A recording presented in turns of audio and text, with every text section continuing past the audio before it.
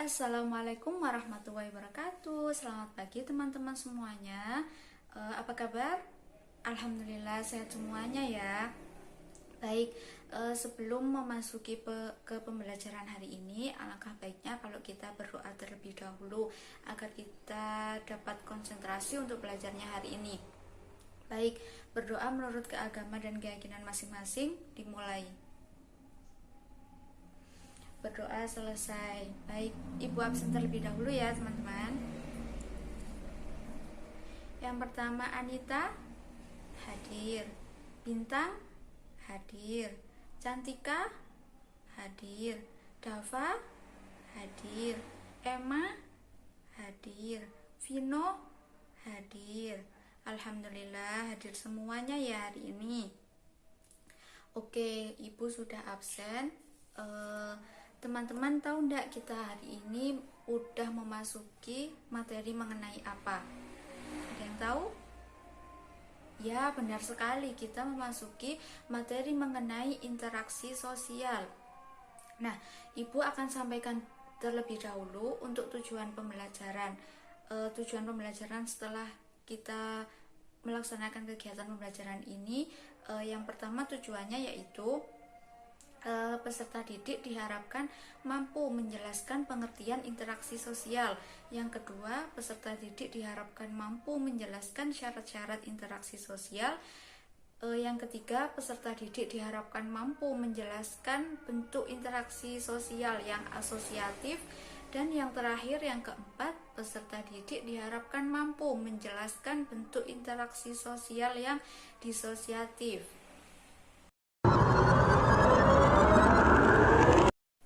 Oke, itu tadi tujuan pembelajaran kita hari ini. Sebelum memasuki ke materi, kita bersihkan dulu kelasnya. Dilihat samping kanan, samping kiri bangku kalian adakah sampah. Kalau ada silahkan diambil lalu dibuang ke tempat sampah agar pembelajaran kita nyaman kalau kelas kita bersih. Ayo teman-teman. Nah, itu ada sampah, yuk diambil yuk. Oke, sudah selesai ya. Baik, afirmasi semangatnya jangan lupa teman-teman. Semangat pagi, pagi, luar biasa, tetap semangat. Mantap sekali, kita perlu afirmasi semangat pagi agar kita sebelum memulai pelajaran semangat dan memasukkan hal-hal positif kepada diri kita agar nanti pelajarannya juga enak masuk ke otak kalian. Baiklah, kita memasuki materi mengenai interaksi sosial. Perlu teman-teman ketahui jika manusia tidak bisa melepaskan diri dari kehidupan masyarakat, karena manusia pada hakikatnya adalah makhluk sosial. Manusia sebagai makhluk sosial dalam kehidupan mempunyai kebutuhan-kebutuhan, baik kebutuhan material maupun spiritual. Dalam memenuhi semua kebutuhan hidupnya, manusia membutuhkan bantuan manusia lainnya, sehingga terjadilah hubungan antara orang perorangan maupun kelompok untuk memenuhi kebutuhan hidup manusia. Kehidupan bermasyarakat merupakan proses kehidupan bagaimana seseorang dapat bersosialisasi, berinteraksi sesuai dengan nilai-nilai dan norma yang berlaku dalam kelompok masyarakatnya. Dari pernyataan tersebut, maka hari ini kita akan mempelajari materi mengenai interaksi sosial. Interaksi sosial adalah hubungan antara individu dengan individu, individu dengan kelompok, dan kelompok dengan kelompok. Dalam interaksi sosial, hubungan yang terjadi harus dilakukan secara timbal balik oleh kedua belah pihak. Artinya, kedua belah pihak harus saling merespon. Jika yang satu bertanya, maka yang satu menjawab. Jika yang satu diminta bantuan, yang satu membantu. Jika yang satu mengajak bermain, yang satu sedia untuk diajak bermain. Manusia melakukan interaksi sosial dalam kehidupannya untuk memenuhi berbagai kebutuhan pokok seperti sandang, pangan, papan, lalu kebutuhan dan ketertiban, kebutuhan akan pendidikan dan kesehatan, serta kebutuhan-kebutuhan akan kasih sayang. Lalu berlangsungnya suatu proses interaksi sosial didasarkan pada beberapa faktor, antara lain sebagai berikut. Yang pertama, faktor imitasi yang merupakan proses mencontoh orang lain atau kelompok. Yang kedua, proses sugesti merupakan pengaruh yang dapat menggerakkan hati orang. Yang selanjutnya adalah faktor identifikasi, merupakan kecenderungan-kecenderungan atau keinginan-keinginan dalam hati seseorang untuk menjadi sama dengan orang lain. Lalu yang terakhir, yang keempat, faktor simpati, merupakan kemampuan untuk merasakan diri seolah-olah dalam keadaan orang lain dan ikut serta merasakan apa yang dilakukan, dialami, atau diderita oleh orang lain. Sebentar, sebelum Ibu melanjutkan ke materi selanjutnya, tolong ya kalau ada guru yang menjelaskan didengarkan terlebih dahulu. Kita belajar sersan, serius tapi santai.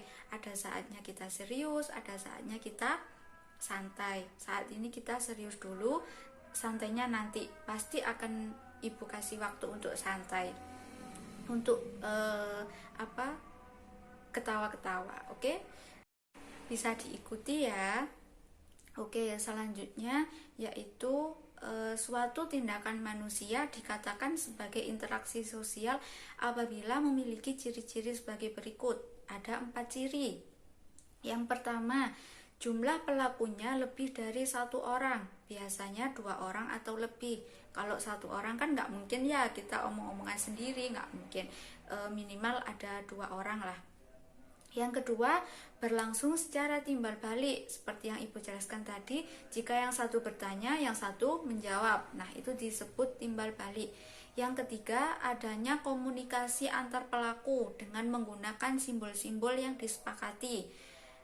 Yang keempat, adanya suatu tujuan tertentu, entah itu ajakan untuk bermain atau ajakan kemana, ada tujuan tertentu. Lalu yang selanjutnya, bentuk-bentuk interaksi sosial. Ada beberapa bentuk interaksi sosial dalam kehidupan masyarakat, yaitu yang pertama, proses-proses yang asosiatif. Yang kedua, proses-proses yang disosiatif. Untuk proses-proses yang asosiatif, proses ini terjadi apabila seseorang atau sekelompok orang melakukan interaksi sosial yang mengarah kepada kesatuan pandangan. Proses ini terdiri atas 3 bentuk. Yang pertama, kerjasama. Di sini dimaksudkan sebagai suatu usaha bersama antara orang, perorangan, atau kelompok manusia untuk mencapai suatu atau beberapa tujuan bersama. Yang kedua, akomodasi. Sebagai suatu proses, akomodasi menunjuk pada usaha-usaha manusia untuk meredakan suatu pertentangan, yaitu usaha-usaha untuk mencapai sebuah kestabilan. Yang ketiga yaitu asimilasi, yaitu cara-cara bersikap dan bertingkah laku dalam menghadapi perbedaan untuk mencapai kesatuan dalam pikiran dan tindakan. Untuk yang kedua, proses yang disosiatif.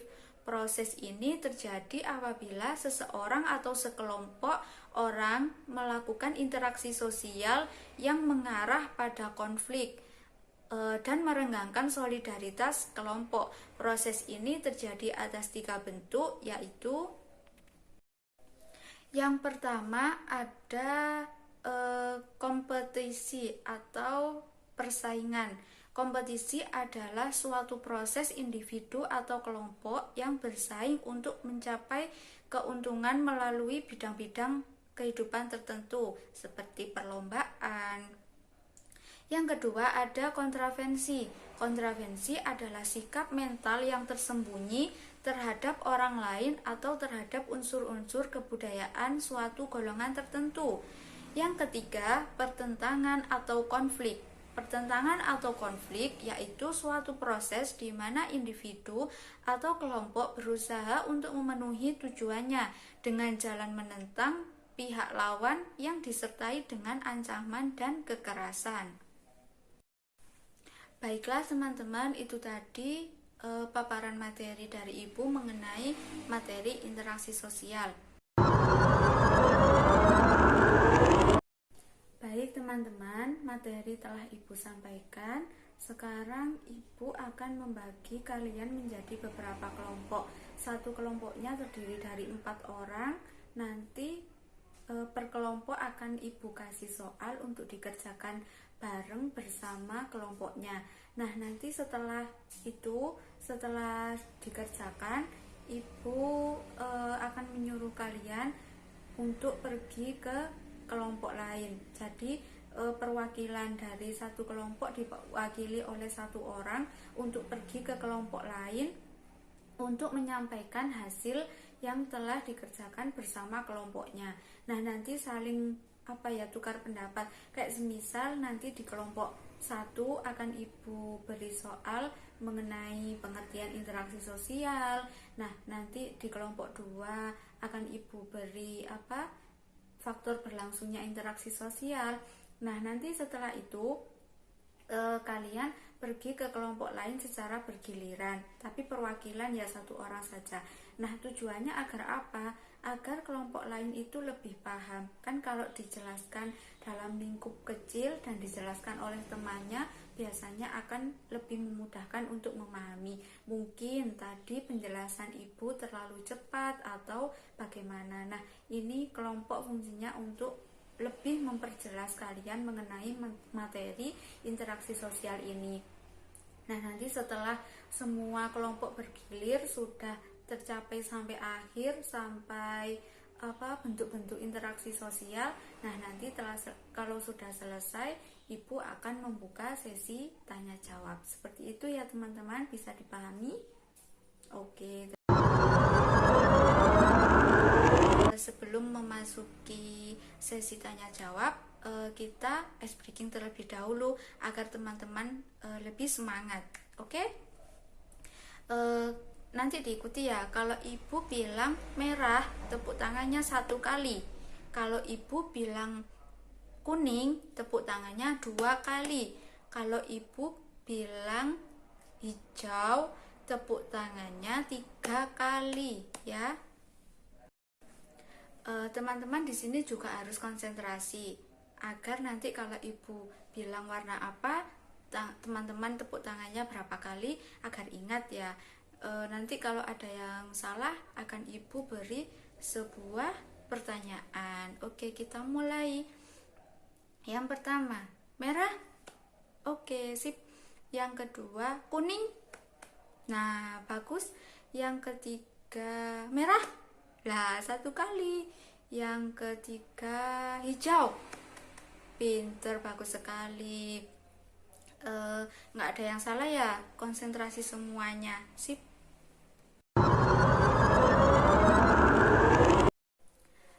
Baiklah, di sini teman-teman, apakah ada yang ingin ditanyakan dari paparan materi Ibu tadi yang sudah disampaikan?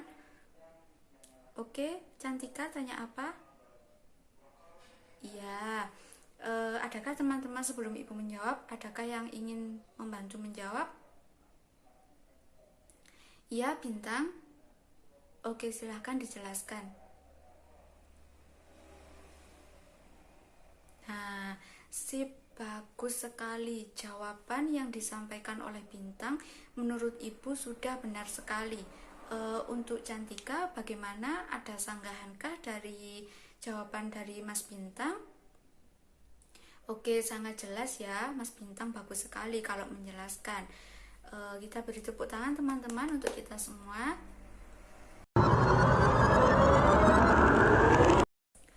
Lalu untuk selanjutnya, Ibu yang akan mengajukan pertanyaan ke salah satu teman-teman. Siapa ya kira-kira?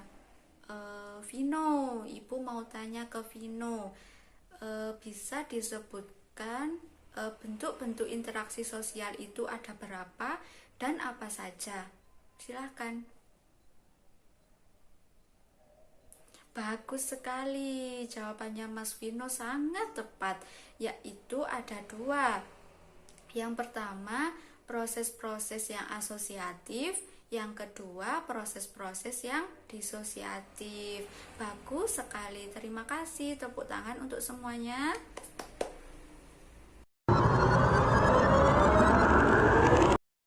Sebelum Ibu tutup untuk pembelajaran hari ini, apakah ada yang ditanyakan lagi mengenai materi yang telah Ibu sampaikan tadi? Baik, kalau tidak ada, kita simpulkan bersama-sama materi hari ini. Untuk interaksi sosial sendiri mempunyai arti hubungan antara individu dengan individu, individu dengan kelompok, dan kelompok dengan kelompok. Interaksi sosial dilakukan harus ada timbal balik antara perorangan atau kelompok. Harus ada timbal balik. Kalau ada yang bertanya, ada orang lain yang menjawab. Kalau ada yang mengajak bermain, ada orang lain yang bersedia untuk diajak bermain.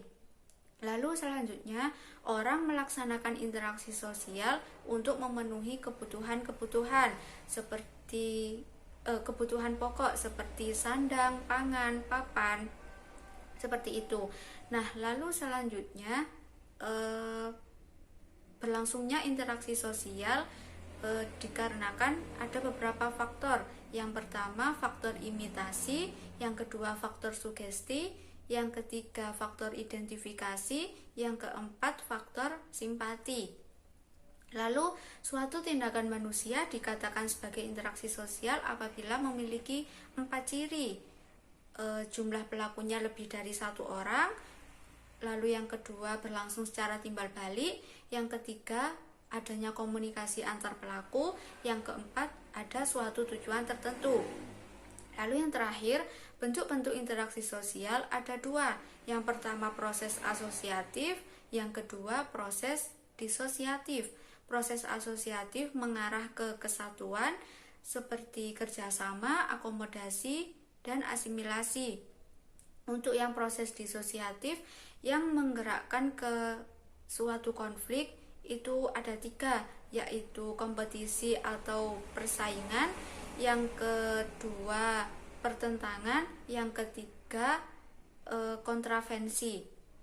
Baik teman-teman, itu tadi kesimpulan dari Ibu.